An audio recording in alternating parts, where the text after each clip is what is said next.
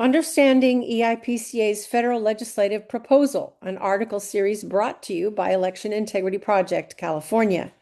Part 4, the case for amending UOCAVA and MOVE. Douglas MacArthur reminded us that we are not entitled to the blessings of freedom unless we be vigilant in its preservation. EIPCa is urging Congress to act and urging you to be vigilant by doing all you can to ensure that they do. This article series is designed to foster your understanding of our EIPCa and AFF proposal for comprehensive election integrity legislation to Congress so that you may be a groundswell force for support that they cannot ignore. If you missed any of the previous 3 articles, please access and read them on our website.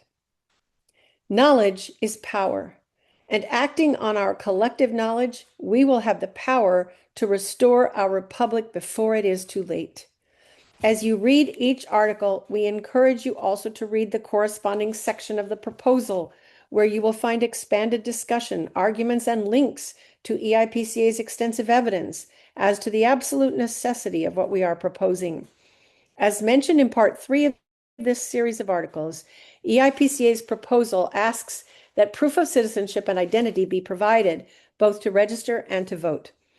This requirement must extend to American citizens voting from overseas. Overseas voters have the option to submit their ballots by fax if they cannot meet mailing deadlines. In doing so, they must sign an acknowledgement that they are surrendering their right to a secret ballot. It would therefore not be legally or constitutionally problematic to amend the Uniformed and Overseas Citizens Absentee Voting Act, known as UOCAVA, to require submission of proof of ID, such as a photocopy of their passport, military ID, or other government-issued photo ID, along with the ballot.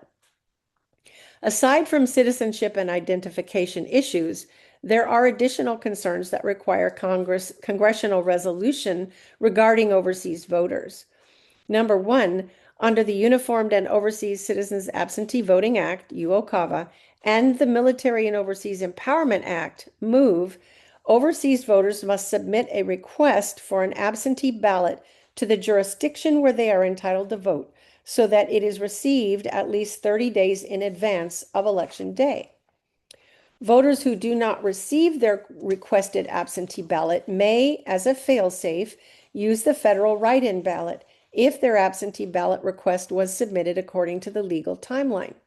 However, it has been held that a voter must simply submit an application for a state absentee ballot more than 30 days before the election, but not that the state officials must actually receive it. The voter simply has to make an affirmative statement that the application was submitted to satisfy the requirement. Allowing individuals to simply say that they submitted a request for an absentee ballot from their state, regardless of whether the state confirms the request was received, lacks any genuine security measure. Relying entirely on each individual's honesty prevents only honest voters from voting outside the legal stipulations, as dishonest voters will simply lie to receive the federal ballot. It would be simple to close that loophole by requiring voters to obtain an official, dated and time-stamped receipt of mailing they can provide should the application go astray in the Postal Service. Number 2, many permissive state laws create a major imbalance in voter rights. Some states allow electronic delivery and submission of ballots. Such practice must be rendered illegal, as it is a highly risky and insecure practice that threatens election integrity. Since UOCAVA does not specify that ballots be postmarked, nor that they be received by Election Day, there is a seeming conflict with state laws that do require either or both, that may lead voters to assume that an omission in the federal law trumps the state requirement.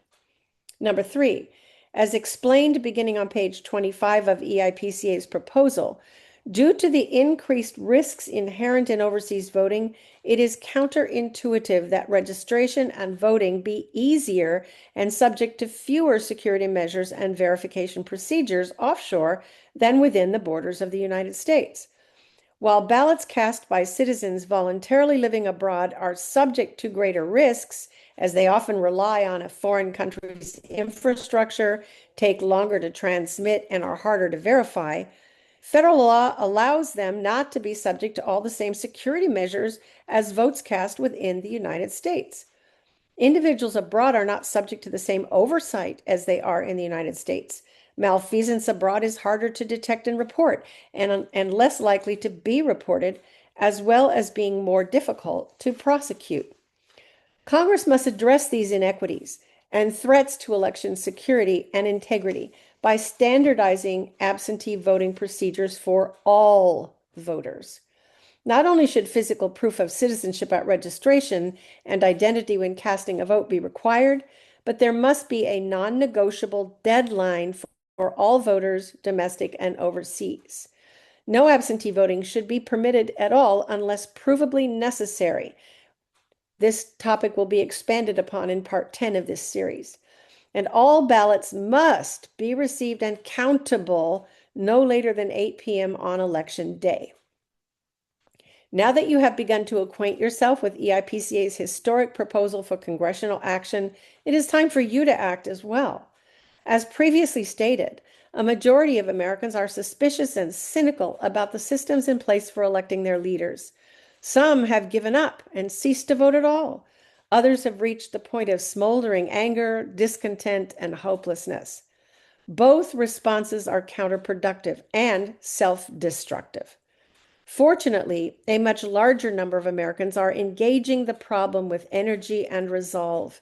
As Machiavelli so astutely noted, people accustomed to operating in a society that lives and breathes liberty and freedom will not easily be subdued and oppressed.